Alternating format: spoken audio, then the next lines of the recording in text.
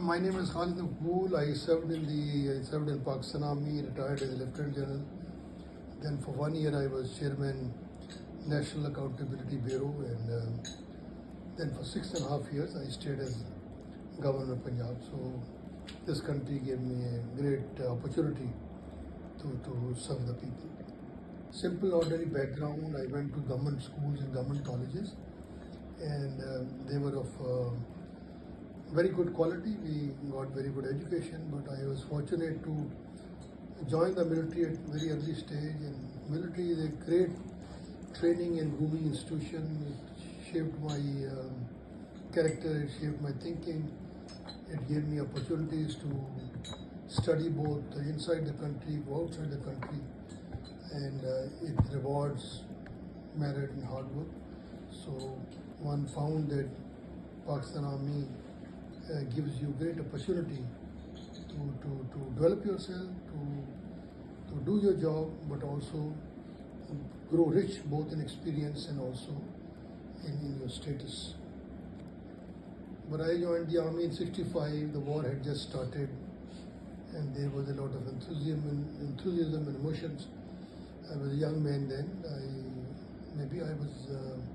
I got carried away, but even retrospect, I think I would have in any case joined the military, and it's been a very good experience for me.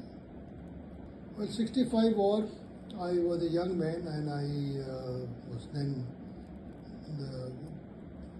the process of joining the army started. So, and then I joined my unit here in Lahore. We were still deployed on the borders. So that was a great motivation, because general perception was that Pakistan Army had done very well. It had withstood a much bigger army, which was the Indian Army, and had secured Pakistan's integrity.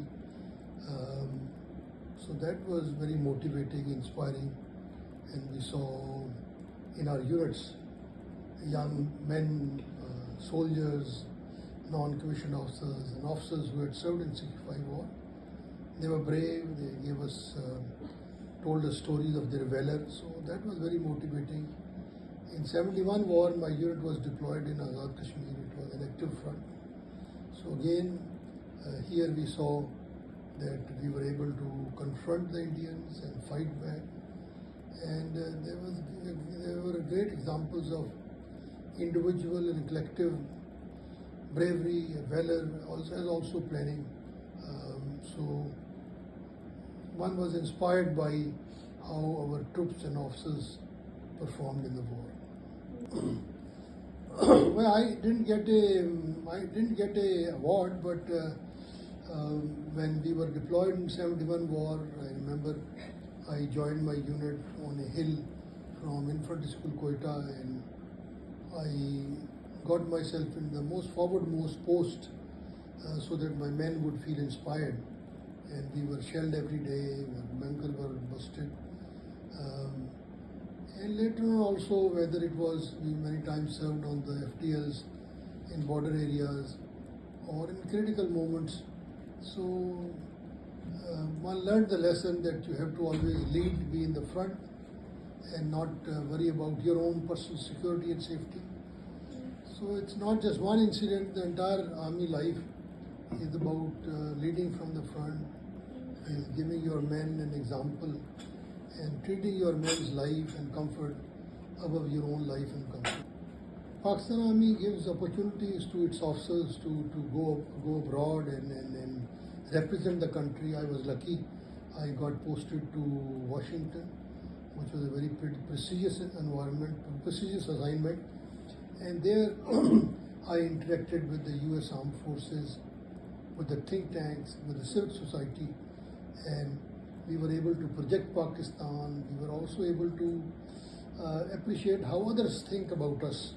And we brought the two militaries, two armies, and two countries together and promoted a lot of cooperation. So it was a great opportunity.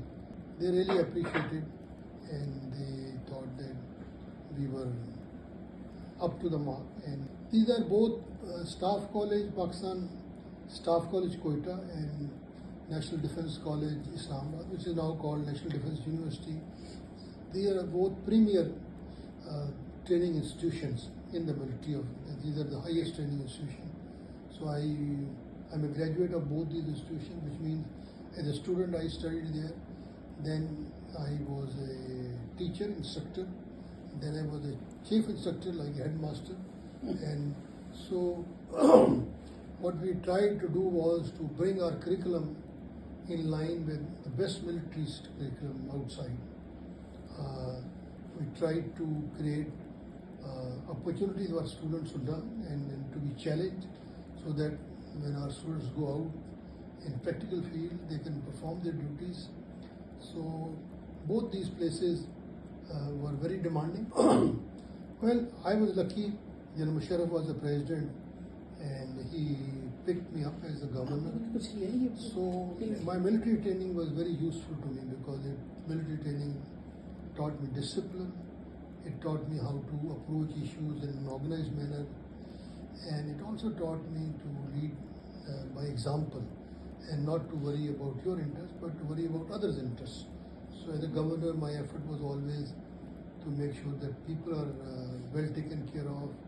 We develop policies that are in the interest of the public, and we create facilities for them. And so my military training, which taught me that you care for others, you care for your men more than for yourself, was my basic inspiration. And I think to quite an extent, I managed to do a decent job as a governor. Red Crescent, when I was a governor, it was my duty to assign responsibilities of Red Crescent to others. And after retirement, and after leaving my job as a governor, they asked me to take over the Red Crescent. And Red Crescent basically prepares the people for taking on emergency duties. So we tried to develop first aid and disaster management in the colleges. We would send our instructors who would train and groom students. We also had a medical college, and I also attempted to upgrade its status. It's a very useful organization to serve the public. So I stayed there for a short time, but it was a very happy experience. I'm not a political man, so I'm not into public life, but what I do is I run an NGO in which we provide machine and tools, particularly to women who are skilled, like a girl who's a beautician or a garment stitcher or a computer operator. I'm also involved in a couple of other institutions, a special children's school. I also go to universities and training institutions to give lecture. So that way I stay associated, but I'm not a political person, so to say. So that way I don't have a great public life of making speeches or fighting election, but I stay connected with public. I think the entire career taught me that you have to work hard. You have to put your own comfort and safety at a lower level, and put the safety and comfort of your troops and your assignment at a higher level, and that you have to perform your mission. I would say I was lucky throughout that I kept getting challenging assignments. But if I have to pick up a moment, I think when I became the governor, that was a very challenging time.